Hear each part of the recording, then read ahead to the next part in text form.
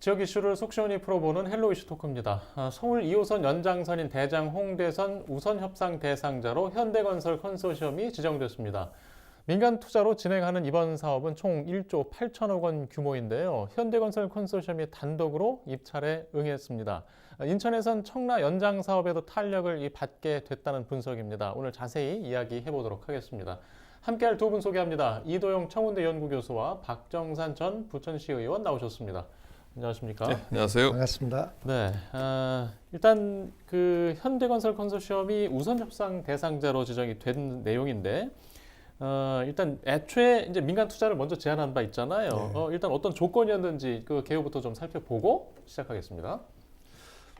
이제 지난 2월 9일 이제 현대건설 컨소시엄이 이제 대장 홍대선 우선 협상 대상자로 이제 선정이 됐잖아요.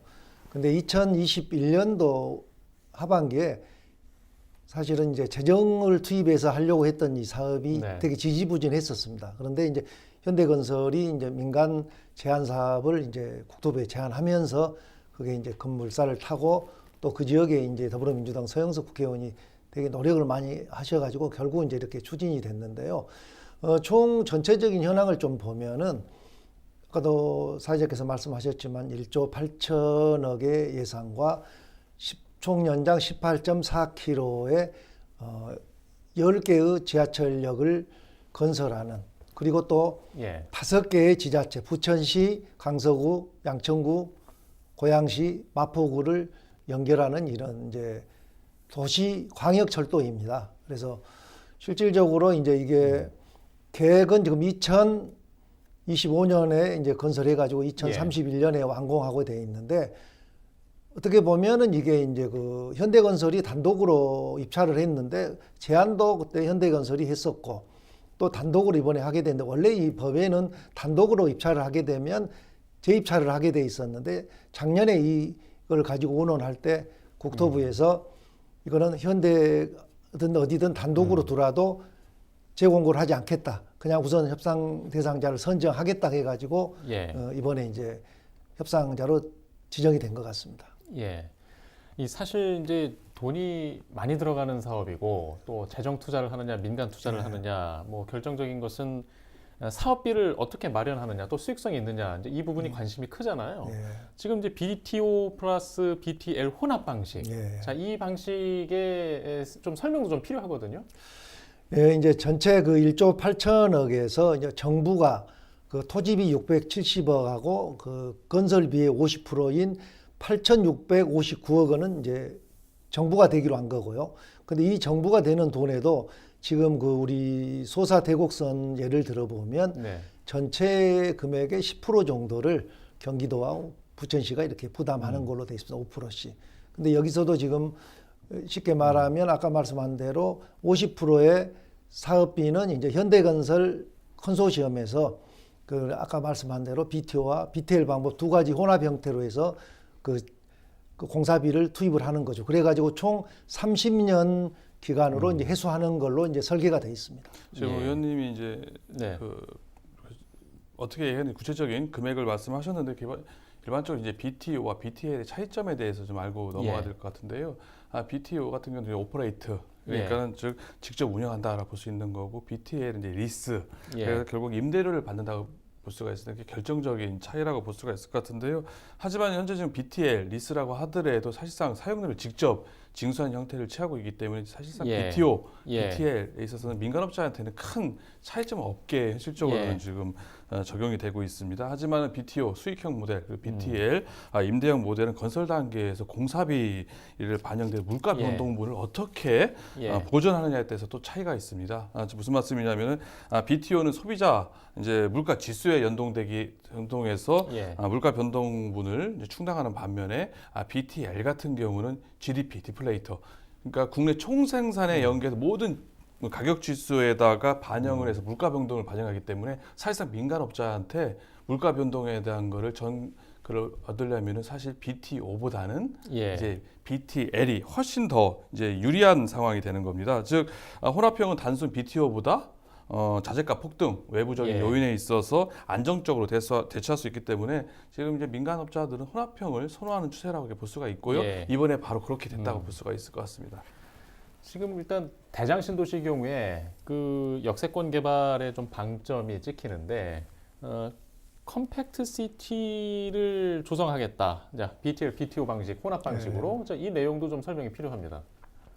지금 이제 그 대장 홍대선이 이제 민간 제한 사업으로는 처음이거든요. 국내에서 처음으로 하고 있는데 이제 그러다 보니까 이제 염려들이 되게 많거든요. 민간 사업을 하게 되면 되게 그 운임이나 이런 사업비에 대한 보존이 있기 때문에 이게 좀 정부에서도 되게 나름대로 이제 주저하는 부분들이 있었는데 이번에 이거는 이제 실질적으로 그런 시민들의 부담을 완화시키기 위해서 역세권 주변, 그러니까 지상 공간에 뭐 주거 공간을 만들든지 아니면 상업 시설을 만들어 가지고 고밀화해 가지고 거기에서 어떤 수익을 내는 그런 모델도 만들게 되면은 그 민간 그 운임 부담이 줄지 않겠느냐. 그런 형태로 해서 이제 컴팩트 시티를 추진을 했는데 실질적으로 전체 그 역사를 보게 되면은 대장 신도시 같은 경우는 사실 고밀하기가 어렵지 않느냐 이런 생각을 합니다. 왜냐하면 공항 주변이어 가지고 이미 고도 제한이 있고 신도시 건설이고 전체적으로 이미 그 도시 형태를 확정을 해놨기 때문에 내가 볼 때는 대장동의 컴팩트 시티는 쉽지 않지 않겠느냐 이런 생각을 하고 되고 실제 거기는 그런 것보다는 원도심과 연계해서 교통이 편리하고 시민들이 지하철을 이용하기 쉬운 그런 형태로 개발이 돼야지 않느냐 이런 생각을 해봅니다. 예. 근데 이제 사업성을 확보하려면 초고밀화는 뭐 당연히 예측할 수 있는 거잖아요. 불가피할 것 같은데 뭐 어떻게 생각하세요? 이게 기본적으로 이제 컴팩트 시티라는 개념 자체가 대중교통, 지하철을 중점으로 해가지고 고밀도, 고압축을 개발한 방식 아니겠습니까? 그렇기 때문에 김포시 같은 경우도 5호선을 연장하면서 컴팩트 시티를 만드는 거고 대장 신도시 역시 이제 대장 홍대선이라는 지하철이 돌기 때문에 기본적으로 컴팩트 시티를 조성할 수 있는 또 이게 윤석열 정부가 또 그거를 추진하려고 하는 움직임이 있기 때문에 김포와 경우가 유사하다. 뭐 그럴 가능성을 아예 배제할 수는 없다고 볼 수가 있습니다. 앞서 말씀드린 것처럼 컴팩트 시티가 대중교통을 중심으로 해서 초고층, 초밀도, 압축 도시로 개발하기 때문에 역세권을 중심으로 해가지고 뭐 대형 오피스 아니면 복합 쇼핑몰이 들어서게 되고요. 주거, 상업, 서비스 시설이 도심 내에 집약적으로 개발되는 방식이기 때문에 사실 뭐 우리나라 지금 토지 가치를 극대화시키려고 하는 움직임에 의해서 그럴 가능성도 뭐 고려해 볼 수 있다라고 생각이 되는데요. 다만 이제 문제점이 뒤따르게 되는 점이 있습니다. 즉 거점과 비거점 간에 너무 이게 현격한 차이가 발생한다는 문제점이 있고요. 또 지나친 고밀화는 주거 환경을 안 좋게 해치는 문제점이 있습니다. 다만 이제 부천 대장동이 앞서 이제 공항이 인접해 있기 때문에 초고층 올리기는 어렵지 않겠느냐라고 말씀도 하셨는데요. 부천 대장동이 그나마 부천에서는 개발이 덜 된 지역인데다가 부천시 어느 정도 거리가 떨어져 있기 때문에 뭐 괜찮을 수 있지 않겠느냐. 라는 지금 반론도 있긴 합니다만은 이제 컴팩트 시티가 갖고 있는 기본적인 문제점들이 많이 있습니다. 뭐 한계익이 떨어진다거나 이게 올라가면 올라갈수록 이게 값싸게 공급되는 게 아니거든요. 그만큼 더 비싸집니다. 그렇기 때문에 서민 대중들을 위한 주택 해결에 있어서는 부적합한 모델이라는 그런 얘기도 있고요. 또 직주 근접이 아닐 경우에는 이제 수평 교통 이용 비용이 줄어드는 게 아닙니다. 결국은 그대로 많이 들기 때문에 이런 문제점에 있어서는 대장 신도시도 뭐 문제가 있을 수 있기 때문에 좀 더 지켜봐야 되지 않나 생각이 됩니다. 일단 민간 투자 방식이고 상당히 많은 비용이 필요하고 결국에 이제 비용 문제는 그 뒤에 또 이용자들이 부담해야 되는 또 걱정도 있거든요. 그래서 지역 사회에서는 뭐 지역의 고밀화도 걱정이지만 주민 부담으로 이용 시민들에게 돌아오는 것이 아니냐 이런 걱정을 합니다. 그래서 이제 이 지하철을 처음에 협상을 할 때 지금 보면 보통 65세의 노인들은 이제 무료를 이용하게 돼 있지만 여기 대장 홍대에서는 무료 이제 운임 제도가 없습니다.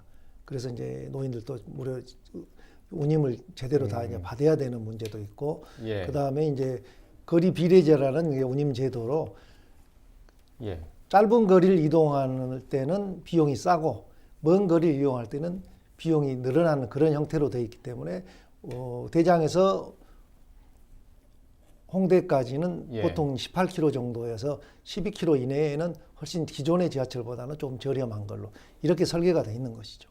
이제 요금이 지금껏 우리가 경험했던 그런 요금과 이제 앞으로 다른 세상이 될 것 같아요. 그런 우려들이 많죠. 뭐 지금 의원님 말씀하신 것처럼 이제 이용 거리 비례 방식 65세 이상에 대한 무임 운행이 없게 되는 거에 대해서 뭐 괜찮지 않겠느냐, 부담이 좀 줄어들지 않겠느냐라는 말씀을 하셨는데요. 하지만 제가 볼 때는 우려되는 부분이 좀 상당히 있을 수 있다라고 생각을 합니다. 현대건설 컨소시엄이 혼합형으로 지금 예. 처음 시도되는 프로젝트라고 앞서 말씀하지 않으셨습니까? 하지만 예. 새로 시작된 것에 대한 기대감도 있지만 우려의 목소리가 충분히 있다라고 볼 수가 있습니다. 앞서 말씀드린 것처럼 BTO, BTL 혼합형을 도입하는 가장 큰 이유가 뭐 공기를 줄이려고 하거나 아니면 시민들의 부담을 줄여들기 위해서 그걸 하는 게 아닙니다. 앞서 말씀드린 것처럼 결국 민간업자들의 손실, 예. 사업성을 높여주기 위해서 위험부담, 물가 변동분을 예. 보전을 보다 유리하게 그래서 사업자가 뛰어들 수 있게끔 만들어주긴 혼합형이기 때문에 그 방법의 수단 일환이라고 볼 수가 있기 때문에 결국 그렇게 되면 어떻게 되겠어요? 사업비 증가분을 세금 내지는 사용료, 임대료 증가가 될 수밖에 없다. 예. 시민들에게 전가될 수밖에 없는 측면이 있습니다. 물론 공사비가 대외적인 여건 때문에 뭐 우크라이나 예. 러시아 전쟁에 예. 의해서 올라가거나 불가피한 측면이 물론 있습니다만은 결국 사업비 증가에 대한 부분은 결국 누군가 부담을 해야 되고 결국 예. 그거는 세금 내지는 시민의 사용료로 전가되다 볼 수가 있기 때문에 무려 어느 정도 비용에 대한 부담이 있을 수 있다. 다만 그거를 줄이기 위한 방법을 예. 아까 의원님 말씀하신 걸로 어느 정도 방법을 세우긴 했습니다만은 좀 부족하지 않을까 생각합니다. 예, 알겠습니다. 또 이제 지하철 노선을 일단 시각적으로 이제 보게 되면 그 주민들이 또 관심 갖는 큰 문제 중에 하나가 지하철역이잖아요. 지금 그렇습니다. 지역에서 지금 대장 홍대에서는 한 11개 역 정도 좀 언급되고 있는 것 같은데 그 중에서 부천 구간이 뭐 고강 원정 대장 정도 뭐 이런 언급이 있어요. 근데 또 주민들 여론이 있을 수 있지 않습니까? 추가적인 그런 민원은 없습니까? 지금 그래서 이제 그 어느 정도 LH하고나 부천시하고는 협의를 했고 예. 지역 국회의원실하고도 협의가 되고 LH가 국토부하고 협의를 하고 있는 상태인데 예. 그렇게 되면 이제 한 개의 역이 추가가 되는 것이죠. 부천 지역에. 예. 그러면 11개가 되는데 그 이제 역을 건설하는 기본 취지는 원도심과의 연계를 하기 위한 그런 예. 이제 역사로 추진을 하고 있는 것입니다. 쉽게 말하면 지금 예. 대장동은 원도심하고 봉오대로를 사이에 두고 이렇게 분리되어 있는 형태잖아요. 그래서 원도심에서도 지하철을 이용할 수 있게끔 그런 형태로 하게 되면 추가가 된다 하면 아마 대장 신도시의 초입과 끝부분에 한 2개로도 늘어날 수도 있는데 그거는 지금 협의 중에 있는데 그 아직은 결과를 발표를 안 했기 때문에 예. 근데 LH가 어느 정도는 의견 접근을 본 것 같습니다. 결국은 예. 이것도 사업비인데 결국 현대 컨소시엄이 처음에 제안한 사업 금액에 추가가 되는 것은 지역에서 부담을 해야 되거든요. 근데 결국 이 부담이 부천시의 부담보다는 LH가 신도시를 건설하고 있기 때문에 신도시 안에 건설이 된다고 그러면 LH가 부담하는 형태로 이렇게 추진이 되고 있지 않느냐 이런 생각을 하고 있습니다. 예. 지금 노선 이야기를 좀 하다 보니까 이번에 보면 이제 보통 시점부와 종점부 계획으로 보통 처음에 발표할 때 얘기를 하는데 이번에는 예. 뭐 좀 더 구체적으로 경유 지역을 좀 국토부가 못 박았다는 표현들까지 나왔는데 이렇게 하는 이유가 있을까요? 좀 이례적으로 할 수가 있는데요. 이번에 네. 국토부가 상세 경우 지역을 못 박았다. 예. 이게 보긴 좀 어려울 것 같고요. 지난해 9월경에 국토부가 대장 홍대선에 대한 민자 철도 사업 추진하겠다라고 이렇게 보도 자료를 배포를 하면서 이제 부천시를 비롯해서 마포, 뭐 강서, 양천 그리고 고양시 덕은지구를 직접 언급했기 때문에 예. 이런 게 나오는 걸 볼 수가 있습니다. 당시에 대장 홍대선 지나는 대략 노선도를 또 보도 자료에 첨부를 했었거든요. 하지만 정거장 관련해서는 최초 제안자인 현대건설 컨소가 제안한 여러 11개소가 있었기 때문에 그 노선 특성을 그렇게 언급을 했기 때문에 이렇게 노선이 나왔다고 볼 수가 있는 거지 무슨 뭐 국토부가 못 박았다라고 보긴 좀 어려울 것 같고요. 처음부터 현대건설이 제안한 노선이고 현대건설이 11개 정거장에서 지어겠다 하면서 볼 수가 있기 때문에 현대건설 입장에서는 뭐 운실의 폭이 좁아졌다고 보기보다는 기존 계획대로 제안서를 낸 거고 추진한다 볼 수가 있을 것 같고요. 앞서 의원님 말씀하신 것처럼 일정한 요건 하에서 수익자 부담 원칙에 의해서 비용을 댈 경우에는 협의회에 의하면은 정거장을 시설할 수가 있거든요. 법에 의해서. 그렇기 때문에 정거장 수는 그렇다 하더라도 차후 늘어날 수는 있다라고 볼 수 있을 것 같습니다. 예, 일단 대장 홍대선이 그 국가철도망 계획에서 확정된 이후 지금 그 2호선 연장을 바라왔던 인천 시각에서 지금 청라 연장선에 조건부 추가 검토 사업으로 또 반영이 됐어요. 그렇죠. 지금 그래서 인천에서 기대감이 상당히 높아졌잖아요. 그렇습니다. 서울 2호선 청라 연장 사업의 선행 전제가 네. 되는 게 바로 대장 홍대선 아니겠습니까? 근데 그게 가시화가 되면서 인천에서도 2호선 청라 연장 사업에 뭐 탄력이 붙을 것으로 예상이 됩니다. 앞서 말씀하신 것처럼 제4차 국가철도망 구축 계획에서 대장 예. 홍대선이 사업이 확정된 후에 관계 지자체, 민간업체 협의를 거쳐서 최적 대안으로 뭐 추진한다라는 부대 의견이 달렸기 때문에 즉 노선 협의를 잘 마치게 될 경우에는 추가 건도 사업이 아니라 본 사업으로 추진할 수 있기 때문에 인천에서는 뭐 적극적으로 예. 나설 수밖에 없다 볼 수가 있습니다. 그렇기 때문에 인천시에서도 지난해 3월에 용역에 이미 착수를 했고요. 그 결과가 이제 곧 다가오는 3월달에 예. 이미 발표될 예정이고요. 서울 2호선 예. 청라 연장에 청신호가 켜졌다 이렇게 볼 수 있을 것 같습니다. 지금 차량 기지 위치라든가 방향은 지금 어떤 형태로 정리되고 있습니까? 지금 현재는 이제 실질적으로 지금 계획돼 있는 거는 대장에서 홍대선이잖아요. 이제 청라 연장은 없었던 이야기였었기 때문에 지금 현재로는 이제 부천과 예. 강서구와 이제 중간 지점 김포공항 그 주변으로 이제 지하로 차량 기지를 건설하기로 돼 있습니다. 그렇게 돼 있고 지금 그렇게 추진을 하고 있기 때문에 예를 들어서 추가가 된다 하면 그 문제에도 다시 검토가 돼야 돼 버리는 상황이 되거든요. 그리고 지금 현재 열차 운행도 4량짜리로 이렇게 운행을 하고 있는데 만일에 연장이 되면 예를 들면 이용객이 늘어난다면 이게 5량, 6량짜리 열차를 운영할 수 있다면 역사 건설할 때부터 거기까지 대비해야 될 거고 그렇게 된다 하면 만일에 이 비용과 차별화될 차이가 날 수도 있고 건설비가 지금 계획했던 것보다 더 많아져 버릴 수도 있기 때문에 이런 게 전체적으로 검토를 해야 된다고 생각을 하고 인천에서 지금 추진을 하고 있는데 결국은 5차 국가철도망 계획에도 포함이 돼야 돼. 아직 포함이 되지 않았기 때문에 그것도 포함이 돼야 되고 또 비용 문제 이런 게 전부 이제 추가가 돼야 될 것 같은데 현재로는 2025년도에 시작하는 거는 아마 그거가 상관없이 추진이 되지 않을까 이렇게 생각을 하고 있습니다. 이게 좀 유동성이 남아 있나요? 글쎄요. 제가 볼 때는 좀 뭐 그렇게 의원님하고 비슷한 의견입니다. 우선 현대건설 콘소 측에서 정거장뿐만 아니라 차량 기지를 모두 지하하겠다라는 계획 아니겠습니까? 그래서 대장 홍대선 이게 원래 차량 기지가 대부분 시점이면 기점에 존재하게 돼 있는 거거든요. 근데 지금 이제 홍대 입구는 사실상 거의 어렵다고 볼 수가 있기 때문에 어쩔 수 없이 대장 지구 외에는 달리 방법이 없다라고 볼 수 있는 게 현실적이라고 볼 수가 있습니다. 대장 홍대선이 2호선 천라 연장과 동시에 추진된다면 모르겠지만 지금 우선 시간적으로 우선 선호가 있기 때문에 이런 상황에서 현실적으로 대장지구 외에는 다른 지역, 뭐 청라라든지 이렇게 생각하기에는 좀 어렵다고 볼 수 있을 것 같고요. 다만 현재 양천구에서 신정 차량기지 이전과 신정지선 연장 문제가 있지 않습니까? 거기에서 올 초에 그 구청장이 이 대장 홍대선 차량기지를 신정 차량기지 연장과 신정 차량기 이전에 대한 후보지 중에 하나, 4개 중에 하나로 언급을 했단 말이에요. 그렇기 때문에 이제 그게 앞으로 논란이 될 수 있겠지만은 이제 대장 지구 내의 차량 기지를 얼마만큼 크게 하느냐, 이제 규모의 문제가 좀 기결이 되지 않을까 싶을 것 같고요. 물론 논란의 소지가 물론 있다고 볼 수 있을 것 같고요.